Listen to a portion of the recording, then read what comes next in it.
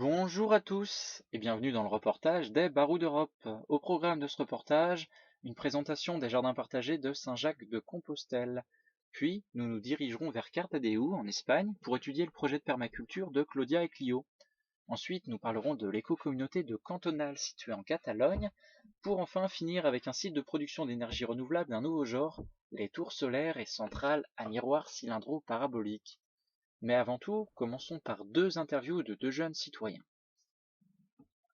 I'm here for both philosophical and practical reasons. I just finished or concluded graduate studies in philosophy, and I'm interested in questions pertaining to meaning in human life.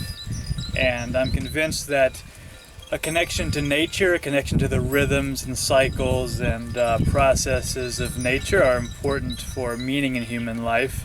And I think that sustainable organic agriculture is a good way to connect with some of these rhythms and cycles and processes. And I am also here simply to try to discover better quality foods. I'm from the US, which has a bad track record of having bad quality industrial food, and so I would like to discover a European way of doing food and a sustainable way of doing food.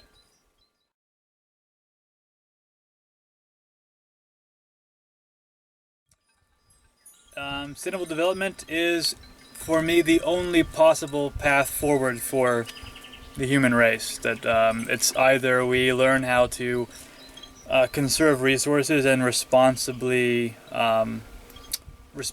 derive our sustenance and our energy from the earth, or we will destroy ourselves.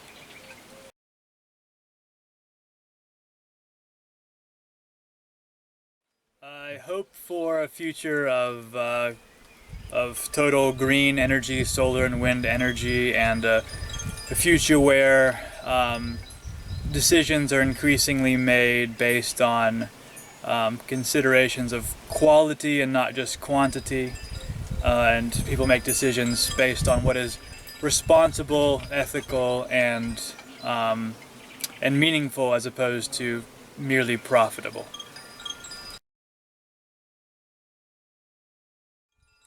I'm here because I recently finished my education, and now I have to find out how I want to live in the future, and I also want to live in a community with ecological and sustainable principles. So I'm now here to learn and see how other people are living their sustainable life, or other communities are working together.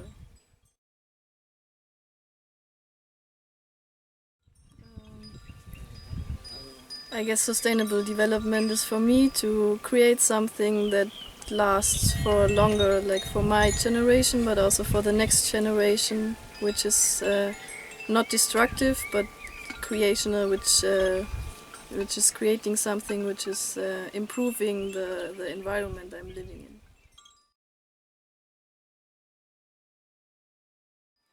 The society in the future.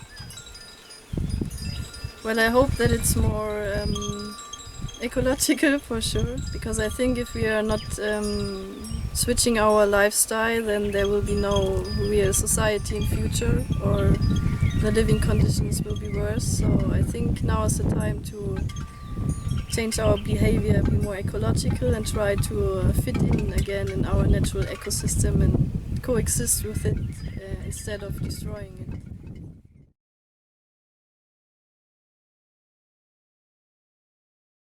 Es un terreno de propiedad municipal en el que el ayuntamiento prepara estos terrenos para uso y disfrute de la gente que está jubilada.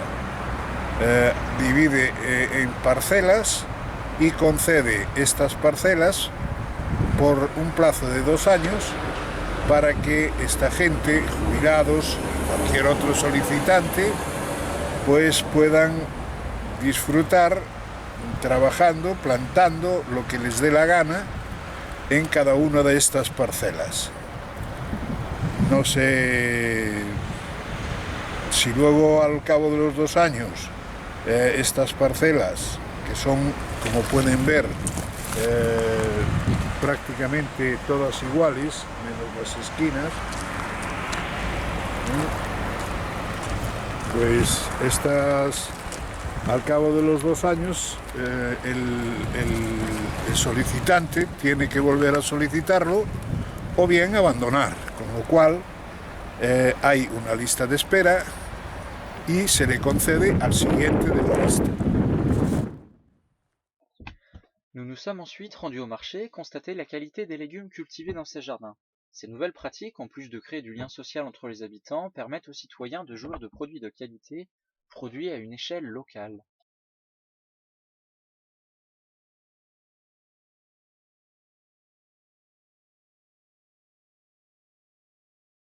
Hola Clio, hola Claudia, ¿qué tal? Voilà. Muy bien. Bien. Alors, est-ce que vous pouvez nous parler de l'historique un petit peu du lieu ici? C'est moi? Vas-y. Vas-y. Ok, donc nous sommes dans le parc de Belloc. C'est un finque agricole un domaine agricole de 120 hectares. C'était toujours. Je vous explique un peu tout et moi je vous explique la pépinière. Qu'est-ce que tu veux dire? Oui, c'était agricole avant et après il y avait une entreprise qui l'a acheté et ils ont commencé à faire en pépinière des arbres pour la cité. Et donc maintenant ça suit, ça continue. Et on est ici pour commencer un projet d'agriculture écologique. Ok. Est-ce que vous pouvez nous parler un petit peu du terrain, comment vous l'avez trouvé quand vous êtes arrivé ici? Donc nous on l'a récupéré comme ça mais pire. Parce que là on voit qu'on a déjà enlevé 2-3 bâches. Et donc ce qui s'est passé sur le terrain qui est ici, qui est en fait en face du nôtre, c'est qu'il a été utilisé comme pépinière d'arbres en pot. Donc c'est un terrain qui a été, où la bonne couche de terre entre guillemets a été raclée, qui a été nivelée, avec une inclinaison pour que l'eau pluviale stagne pas. Donc tout le contraire de ce qu'on voudrait nous. Et compacté. Et puis bâché avec des toiles anti-racines, qui est la toile qu'on voit là, qui permet que l'herbe ne sorte pas. Et donc ça fait 25 ans, c'est là. Donc nous on a récupéré le terrain comme ça. Et en fait on s'est dit ah c'est génial, on va enlever les bâches et commencer à planter. Et puis on a pris une pioche et on a fait BAM! Et en fait on s'est rendu compte qu'on avait une plaque de ciment. Donc on a mis beaucoup de temps à travailler avant de pouvoir planter. Okay. En fait 6 mois quand même. Ouais, de travail. Et donc là, l'objectif après c'était de... Alors l'idée c'est qu'on a démarré un projet de potager, enfin, de maraîchage. Et ce serait, comme l'a dit Claudia, sur les 120 hectares, il y a 1 hectare qui est construit, sur lequel il y a 3 entreprises. Et l'idée ce serait de créer une coopérative de consommateurs et de leur proposer des paniers de légumes qu'on ferait en fait. Il y a un bouquin qui est super chouette d'un bonhomme qui s'appelle Jean-Martin Fortier et dedans il y a un moment où il dit je comprends pas pourquoi on a des médecins de famille et on n'a pas des agriculteurs de famille. Et en fait cette idée là elle est super chouette je trouve. Et c'est un peu l'idée qu'on essaie de faire ici, c'est d'avoir parce qu'on a un bon contact avec les gens ici, ils nous connaissent, c'est qu'ils puissent eux venir voir aussi ce qu'on fait. On a même pensé peut-être à un moment à faire un système où ils pourraient payer par heure de travail un petit peu ou des trucs comme ça. Enfin vraiment essayer qu'ils soient connecter la gens aussi avec le terrain. Parce qu'ils sont tout le temps là-bas, tout fermé, ils ne voient pas ce qui se passe dehors. Donc c'est une opportunité pour eux de voir le site aussi et de s'en approcher. C'est une manière de profiter. Oui. D'accord. Et peut-être de les ouvrir un petit peu à ces techniques qu'eux ils n'ont pas utilisées du coup avant. Ouais, c'est assez drôle parce qu'on est quand même sur un terrain où il y a la pépinière qui travaille en super conventionnel et l'autre jour on s'est retrouvé justement sur l'autre partie du terrain que tu as vu là et il y avait un gars qui mettait de l'herbicide et nous on descendait avec notre petite paille pour notre petite paille. C'était assez rigolo comme contraste, mais petit à petit en fait je pense qu'ils sont assez intrigués et pour moi la meilleure manière de faire de la propagande, c'est de faire quelque chose et pas de... Voilà, le discours écologique, je pense que tout le monde en a entendu parler de ça. Ouais, je dirais un moment. C'est juste que moi, c'est pas, le discours me touche pas. C'est pas, je suis pas touchée par un discours, beaucoup plus par je vois un truc, je me dis, en fait c'est chouette. Et ça Et marche. Ça marche, ça marche, oui, c'est ça, ça marche. Et on est Pas productif, juste que des et paroles. on travaille à la main sur plus de 2000 m², presque 3000. Et donc c'est un peu notre laboratoire. Et si c'est concluant, Ouais. du coup il y aura suite. C'est ça. Et si tu le prends comme ça, c'est que parce que t'as pas peur d'essayer des choses, tout en gardant en tête que évidemment on n'est pas dans un truc où on doit être rentable là-dessus. Oui. Le projet c'est un projet de permaculture et d'agroécologie. Qu'est-ce que c'est ces deux termes pour vous et comment vous pouvez les comparer et les différencier? Donc, pour moi, l'agroécologie, c'est une science qui étudie le système agronomique et son relation avec les écosystèmes qu'il y a autour. Et comment est-ce qu'on peut faire ça sans...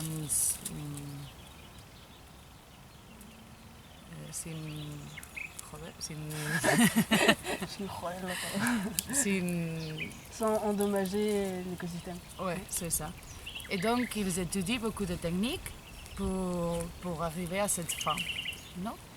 Et la permaculture, pour moi, c'est plus une philosophie de vie qui a commencé avec l'agriculture, mais il y a des éthiques qui sont plus importantes. Ce n'est pas la technique, c'est plus l'éthique. Et comment est-ce que tu mets cette éthique, cette philosophie dans ton jardin potager? Mais ce n'est pas juste les jardins, c'est les jardins et comme tu es avec les autres et tout ça. Et donc, mais au fond, la technique, ils sont très très similaires parce que les fins de les deux choses sont les mêmes. Non? Donc, pour moi, on a la philosophie de la permaculture, mais on utilise les techniques d'agroécologie et permaculture aussi. Ça sera ma définition. Pour moi, la grande différence, c'est que si tu regardes un champ et que tu te dis, voilà, il a une drôle de tronche, bah, c'est sûrement que c'est des techniques d'agroécologie ou de permaculture.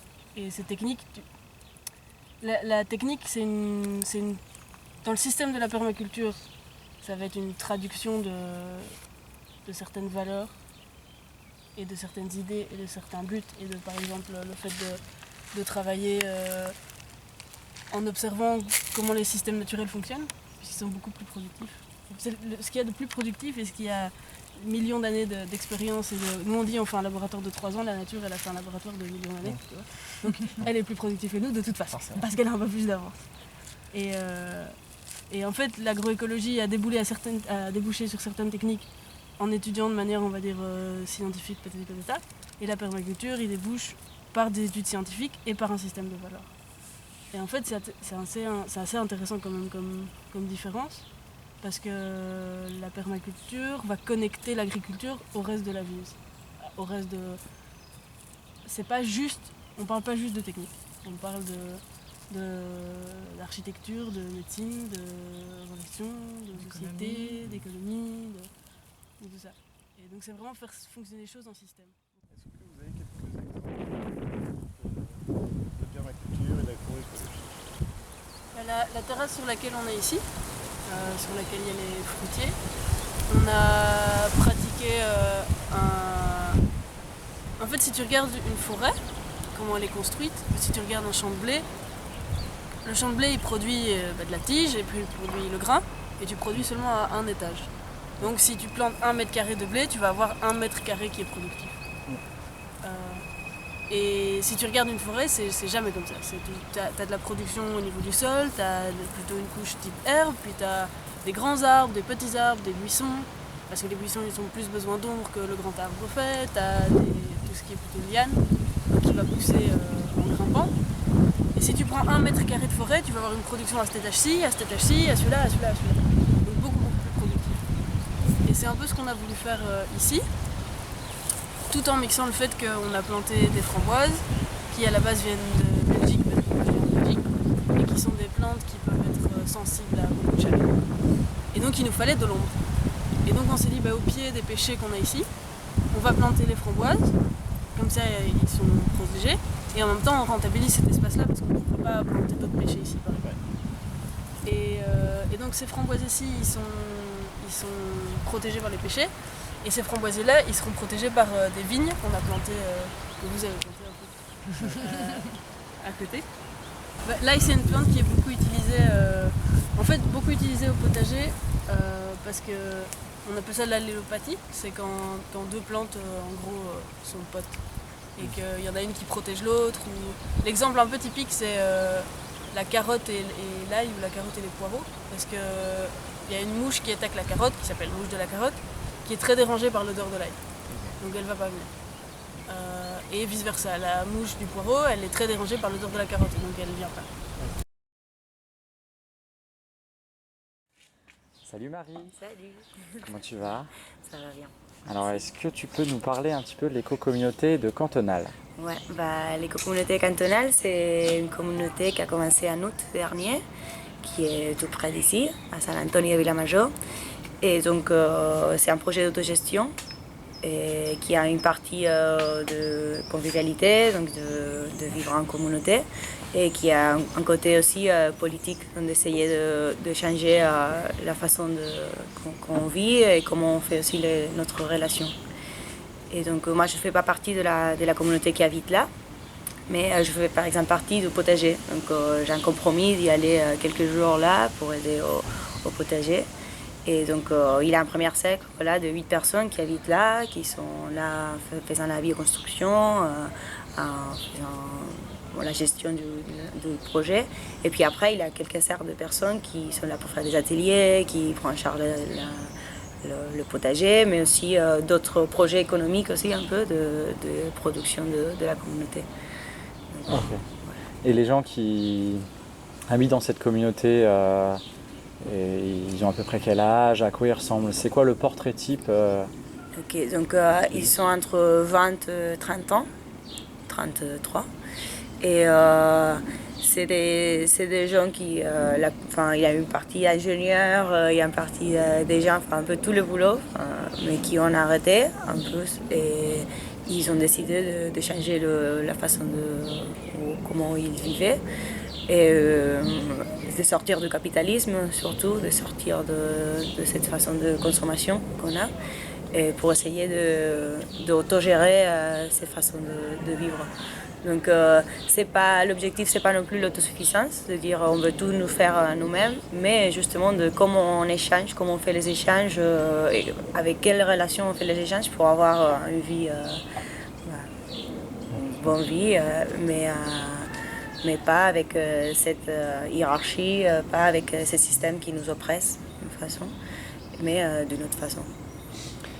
Et les éco-communautés en Catalogne ou même en Espagne, est-ce qu'il y en a beaucoup? Est-ce qu'elles sont développées récemment? Ça fait longtemps. Est-ce que la crise économique a joué sur le fait que ces éco-communautés grandissent?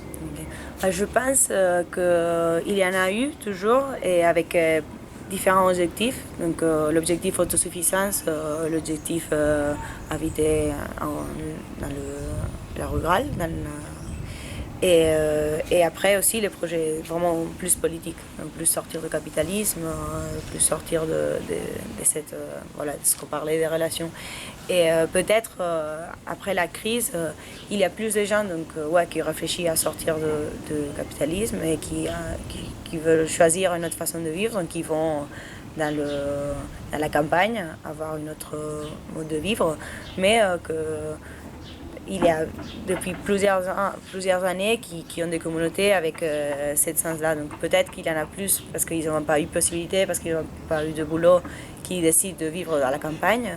Mais que quand même, les communautés, c'est plus politique, c'est un truc que ça fait longtemps que ça bouge, que ça continue à bouger. Ouais, d'accord. Donc en fait, les communautés, si je comprends bien, c'est plus une branche politique pour, on va dire, créer un système alternatif au capitalisme, plutôt qu'une branche subvenir à ses besoins et trouver un travail. Voilà, moi je pense que c'est ça. Après, ça ne veut pas dire que plusieurs personnes ont choisi de juste... ils n'ont pas un boulot, donc ils essayent de vivre avec ce qu'ils ont en campagne, parce que c'est plus facile de faire ses propres choses à eux et tout ça. Entendu. Eh bien, merci beaucoup, Marie. Une dernière question. Pour toi, qu'est-ce que ça t'apporte justement d'aller dans une éco-communauté qu'est-ce qui te motive et qu'est-ce qu'après ça te donne qui te dit j'ai envie d'y retourner et j'ai envie de travailler avec eux Pour moi, c'est vraiment clé l'aspect relationnel.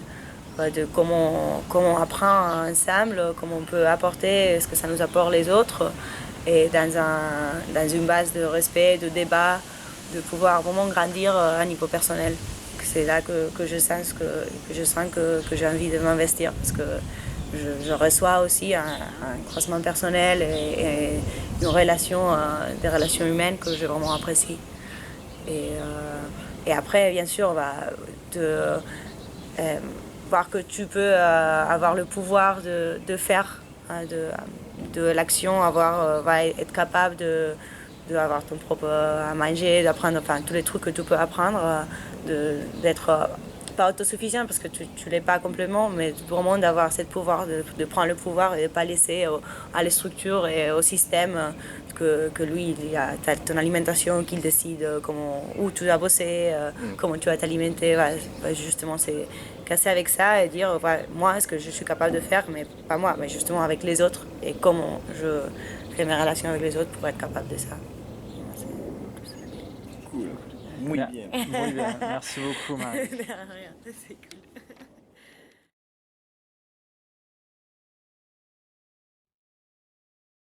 C'est en se dirigeant vers Séville que nous sommes tombés sur un site de production d'énergie renouvelable d'un nouveau genre. Voici un petit aperçu des centrales à miroirs cylindro-paraboliques et des tours solaires.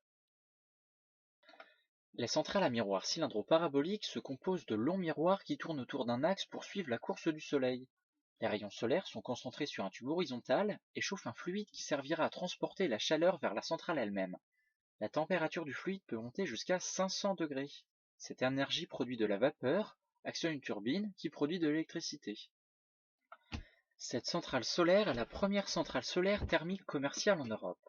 Elle est située à Sanlúcar-la Mayor, près de Séville en Andalousie. Elle est constituée de 624 grands miroirs mobiles appelés héliostats.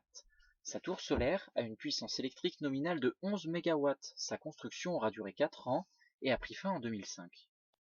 Le rayonnement solaire est directement concentré sur un absorbeur qui transforme le rayonnement en chaleur à haute température. Généralement, un fluide composé le plus souvent de sel fondu circule au sommet de la tour. Chauffé par les rayons, celui-ci transfère son énergie à un circuit d'eau. La vapeur alors produite actionne une turbine qui produit de l'électricité.